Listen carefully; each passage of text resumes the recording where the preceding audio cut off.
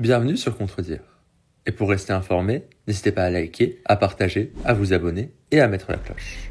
Marine Le Pen, sa sœur Yann Maréchal Le Pen, son ex-conjoint Louis Alliot, Julien Audoul et tant d'autres RN ont été condamnés pour détournement de fonds publics ou recel par le tribunal correctionnel. Pour faire diversion, le clan Le Pen attaque les juges comme un dangereux groupe de gauchistes. Le Pen a-t-elle été jugée par Marx en personne, des juges rouges? Écoutons-la. Ils sont là, ils sont dans les campagnes, dans les villes. Je parlais de votre parti. Ils sont sur les réseaux sociaux. Mauvais extrait, mais ça y ressemblerait presque.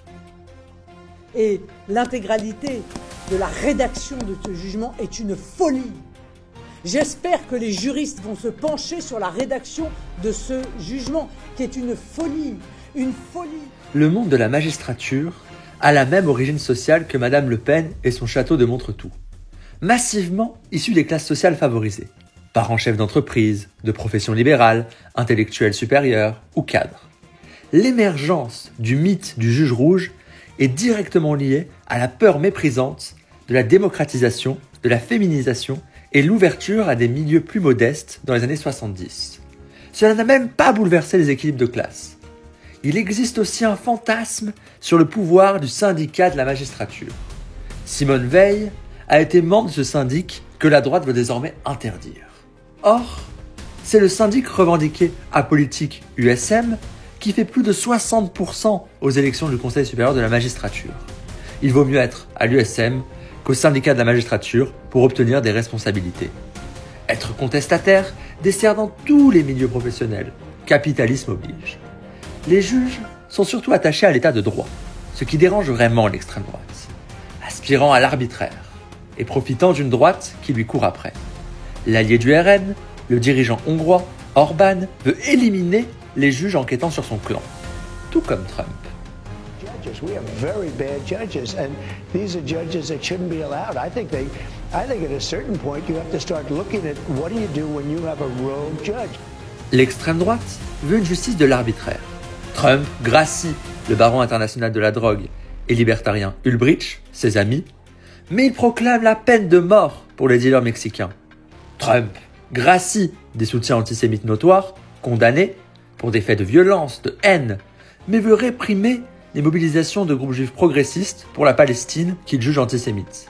Cette politique pénale n'a que la cohérence d'une idéologie fasciste, raciste. Autre allié de Le Pen, Meloni agit exactement pareil en Italie. Sur sa page Facebook, Giorgia Meloni prend les devants et annonce elle-même être inquiétée par la justice italienne qu'elle considère comme politisée. Le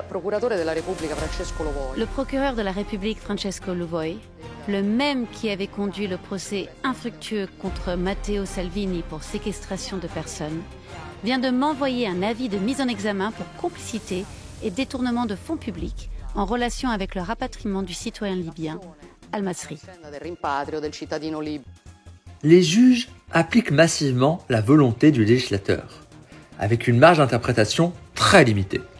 L'exécution provisoire d'inéligibilité, que dénonce Le Pen, a été la volonté du législateur, et même du RN.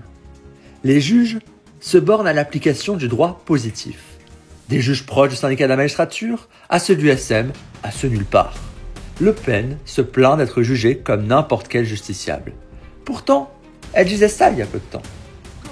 Allons-nous tirer les leçons et effectivement mettre en place l'interdiction de l'inéligibilité à vie pour tous ceux qui ont été condamnés pour des faits commis grâce ou à l'occasion de leur mandat? Marx n'a pas jugé Marine Le Pen. Au contraire, il se méfiait de l'institution de la justice, historiquement défavorable à la gauche et au service de la droite, de la bourgeoisie, lors des Gilets jaunes, lors des lois scélérates au XIXe siècle, frappant le mouvement ouvrier. Fin des années 30, avec la droite et Daladier au pouvoir, soutenue par l'extrême droite, la justice applique les lois xénophobes et la répression sociale. Sous Vichy, le Conseil d'État et une bonne partie de la magistrature appliquent le droit antisémite en vigueur. Le même Vichy dont le fondateur du FNRN faisait tous les éloges. Quand le droit disparaît, c'est souvent au profit des riches, de leurs représentants, comme l'influence de la bourgeoisie bavaroise, pour épargner Hitler à son procès de 1924. Le syndicat de la magistrature s'est d'ailleurs formé, fin des années 60, face aux dérives des magistrats positivistes et la puissance des réactionnaires. Ce syndic a eu une influence concrète limitée. À quelques rares exceptions près, la magistrature applique le droit positif. En droit du travail, écartant toutes les discussions sur la conformité avec le droit international, la Cour de cassation a confirmé le plafonnement des indemnités prud'homales. Car c'est la volonté du législateur néolibéral. Pourquoi Le Pen ne s'est-elle pas indignée de la sévérité de la justice lors des révoltes dans les quartiers populaires? D'une justice expéditive, de toutes les peines immédiates. Ces gens n'étaient pas assez blancs? Pas assez riches? Pas de château à leur nom? Il n'y a pas une réponse tranchée à des questions qui tiraillent la gauche depuis des décennies.